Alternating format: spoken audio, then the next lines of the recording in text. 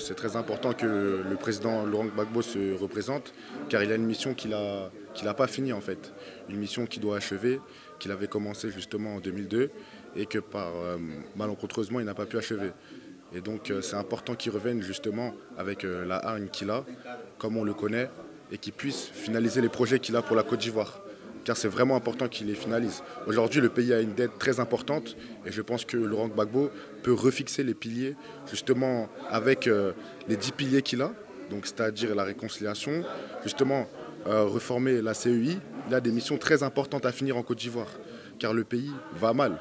C'est pas parce qu'on construit des routes, etc., que justement le pays va bien. Regardez, la plupart des Ivoiriens aujourd'hui, quand vous regardez le salaire, etc., ça ne se passe pas comme ça devrait l'être.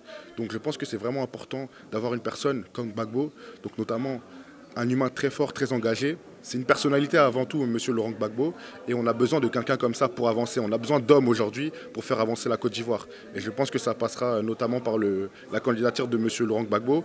Et j'ai aucun doute que si on va en 2025, on se présente tranquillement dans les règles, qu'on va remporter les élections sans souci.